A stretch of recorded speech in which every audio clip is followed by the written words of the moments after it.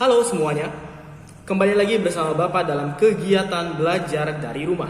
Hari ini kita akan belajar muatan pelajaran IPS mengenai pengaruh interaksi manusia terhadap pembangunan lingkungan ekonomi dan sosial budaya.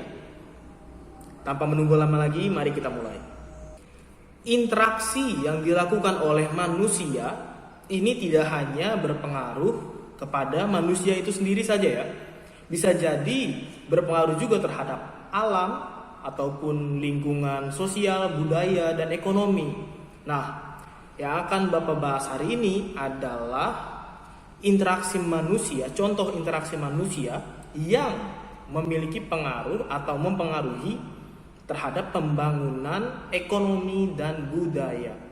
Nah, pembangunan itu apa Pak? Pembangunan itu secara sederhananya ya adalah proses perubahan sesuatu menjadi lebih baik.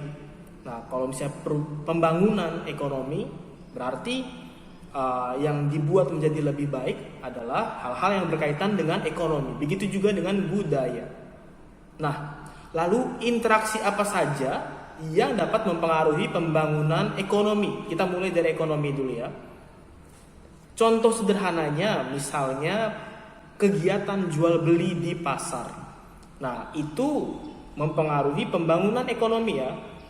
Dengan melakukan kegiatan jual beli, maka kebutuhan pokok dari pembelinya terpenuhi, lalu kebutuhan penjualnya juga terpenuhi.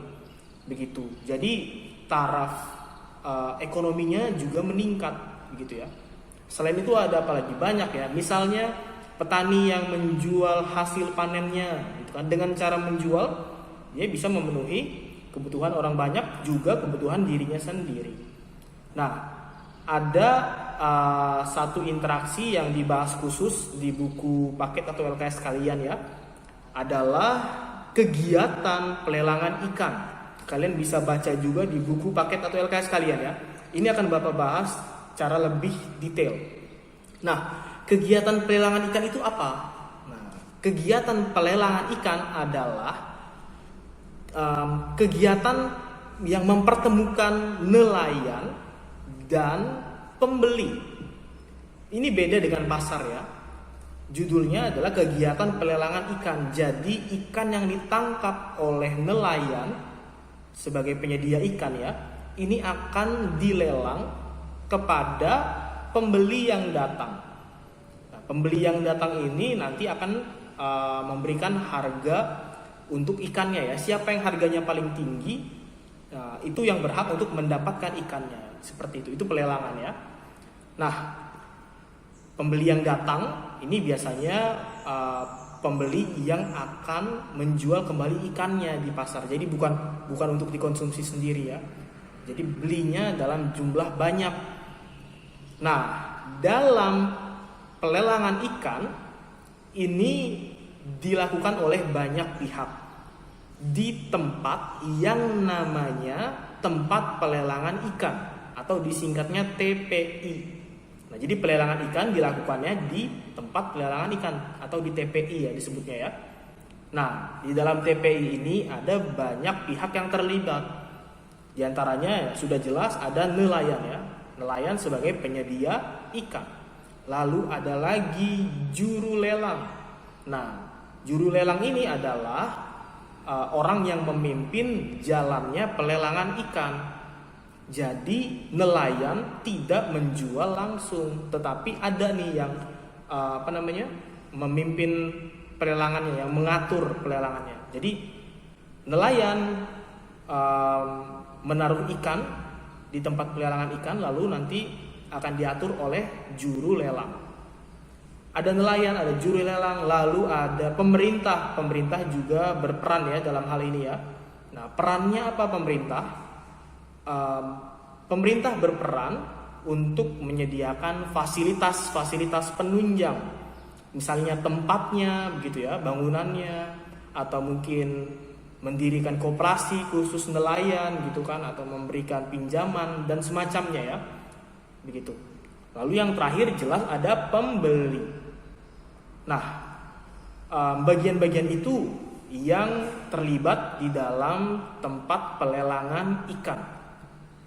Lalu bagaimana proses pelelangan ikan? Ini Bapak berikan gambaran sedikit ya. Jadi ikan yang sudah ditangkap nelayan seperti yang Bapak bilang tadi itu akan digabungkan di tempat pelelangan ikan. Nah, lalu juru lelang ini akan mengatur jalannya pelelangan. Pembeli yang datang ini nanti akan menawarkan harga ya, memberikan harganya misalnya segini. Nanti kalau ada yang nawar lagi, maka yang paling tinggi yang akan diambil harganya, seperti itu. Nah, begitu kurang lebih jalannya pelelangan ikan ya. Selanjutnya adalah interaksi manusia yang mempengaruhi pembangunan kebudayaan. Nah, berarti ini berkaitan dengan kegiatan-kegiatan kebudayaan ya. Nah, ada apa saja? Di antaranya ada perburuan paus di Desa Lamalera di Provinsi Nusa Tenggara Timur. Nah, jadi orang-orang di desa ini melakukan perburuan paus untuk memenuhi kebutuhan hidup mereka ya. Ini desa nelayan, jadi sudah terbiasa dengan laut ya.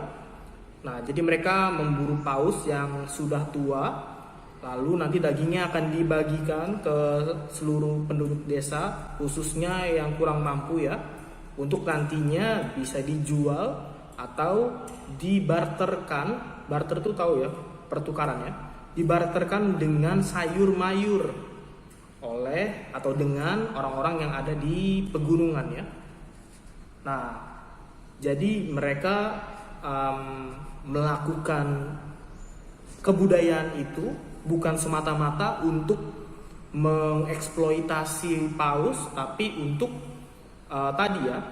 menjaga tradisi juga memenuhi kebutuhan hidup. Jadi ada hal-hal yang harus mereka patuhi begitu ya, tidak boleh sembarangan.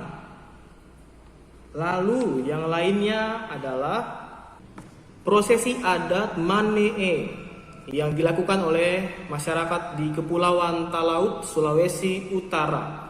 Nah, sebenarnya proses adat Manee ini panjang sekali ya, tapi Bapak akan coba sederhanakan. Jadi ada banyak tahapan, tapi puncaknya atau intinya ini dilakukan dengan cara menangkap ikan, tapi dia menggunakan jaring yang dibuat dari janur, tahu janur ya, dan tali yang diambil dari hutan, semacam rotan mungkin ya. Nah, itu dirangkai lalu dibuat sangat panjang ya. Nah, lalu nanti ikan yang ada di perairan yang dangkal ini nanti digiring oleh tali yang sudah mereka buat tadi ya, jaring yang sudah mereka buat, digiring ke perairan yang lebih dangkal lagi. Nah, nanti ikan-ikannya dia akan ikut ya. Nah, nanti ikan-ikan yang sudah terjaring itu, yang sudah digiring ke air yang lebih dangkal, ini nanti akan ditangkap oleh warga yang ikut serta ya. Nanti ikan yang ditangkap akan dikumpulkan kembali untuk dibagi rata. Selanjutnya adalah tradisi petik laut yang dilakukan oleh masyarakat di Muncar, Banyuwangi. Tradisi petik laut ini adalah tradisi sedekah laut ya. Jadi mereka memberikan sesaji yang nantinya akan dilepas ke laut. Sesaji atau sesajen itu sama ya, bentuknya saja yang berbeda. Nah, sesaji yang mereka berikan ini ada banyak sekali jenisnya dan jumlahnya ya. Salah satunya yang paling utama adalah kepala kambing, juga ada hasil bumi dan beberapa jenis sesaji lainnya. Nah, sesaji yang banyak ini sebelum dilepas ke laut nanti akan diarak keliling desa, dibawa ya keliling desa, hingga nantinya akan dilepaskan ke laut. Nah, mereka melakukan ini sebagai bentuk rasa syukur kepada ini ya, alam sekitar mereka, kepada laut, karena sudah diberikan hasil bumi yang berlimpah begitu. Sekian pembelajaran untuk hari ini mengenai interaksi manusia yang mempengaruhi pembangunan ekonomi dan budaya. Terima kasih sudah memperhatikan dengan baik. Jangan lupa materi ini juga ada di buku paket dan LKS kalian, jadi jangan malas untuk membaca. Sampai ketemu lagi di kesempatan selanjutnya.